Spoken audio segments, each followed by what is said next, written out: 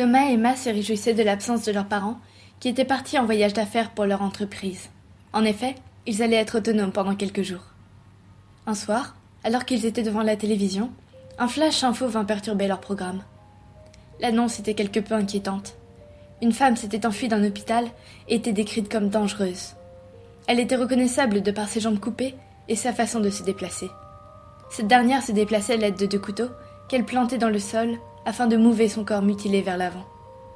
Malgré ce handicap des plus surprenants, elle était agile et plutôt rapide. Étant une menace, les journalistes, ainsi que la police de la ville, recommandaient aux habitants de rester cloisonnés chez eux afin d'éviter un éventuel drame.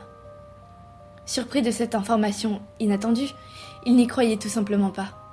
Ils ne pensaient pas qu'une femme ayant un tel handicap pourrait être aussi dangereuse.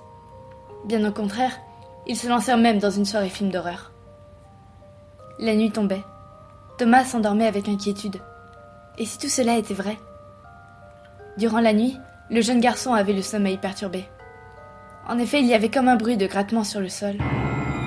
Il se redressait sur son lit, afin de s'assurer qu'il n'y avait rien dans sa chambre. C'est à ce moment précis que les grattements cessaient. Ils avaient laissé place à une voix rauque et inquiétante qui lui répétait une seule et unique chose.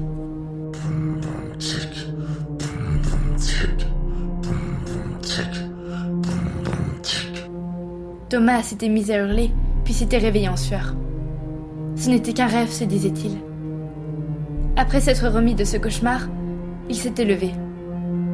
Seulement, après quelques mètres, Thomas s'était arrêté net. Il sentait quelque chose sur le parquet en bois de sa chambre. Il savait que ce n'était pas normal. Effrayé de la veille, mais aussi de la nuit, il baissait les yeux et d'un coup, il avait envie de partir en courant, hurler. Seulement, son corps était tétanisé. En effet, sur son parquet, des mots étranges y étaient gravés, comme avec violence. Il était apeuré. Ces mots étaient gravés avec ce qui pourrait s'apparenter à des lames de couteau. Après un instant, Thomas sortit de sa chambre à toute vitesse et finit par se convaincre que ce n'était que son imagination. La même journée, vers 16h30, Thomas entendait quelqu'un toquer à la porte. Seulement, ce n'était pas de simples coups. Ils sonnaient comme des coups métalliques. Thomas, encore effrayé de sa nuit, se disait tout simplement que ce n'était que son imagination qui lui jouait encore des tours. Il avait peut-être mal dormi. Cependant, dans le doute, il décidait d'aller voir son voisin, Gilles. En arrivant devant chez lui, le jeune homme avait remarqué que tout était fermé. Il décidait de sonner. Après quelques secondes d'attente, Gilles apparaît derrière sa vitre. Il soufflait de soulagement. Thomas n'avait pas le temps de réagir que Gilles prenait la parole. « Rentre chez toi. Ferme tout derrière toi et sois prudent avant qu'elle ne revienne. Courage, mon garçon. » Il disparaît après avoir prononcé ces paroles. Thomas, apeuré plus que jamais, rentrait chez lui et barricadait sa maison. Emma commençait à s'inquiéter pour son frère. « Tu prends cette histoire trop à cœur. Ce n'est pas vrai, » lui disait-elle. Il n'avait plus aucun doute.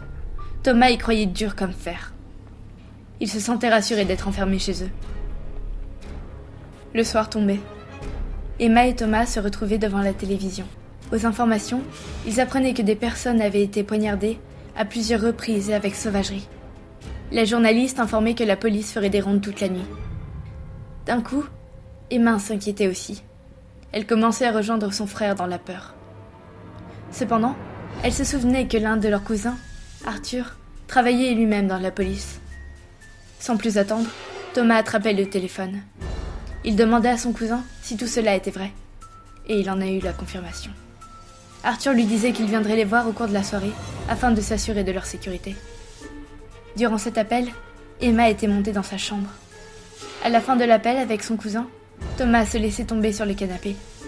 Il était enfin rassuré, car Arthur allait venir dans la soirée. 1 heure était passée depuis l'appel. Thomas n'avait pas eu de nouvelles d'Emma. Il décidait de l'appeler. Et malheureusement, il restait sans réponse.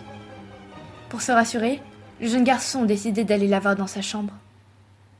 En passant devant la porte d'entrée, il s'était aperçu que la porte était bien fermée, mais les clés étaient sur le sol. Il passait outre. L'important était de s'assurer qu'Emma soit en sécurité.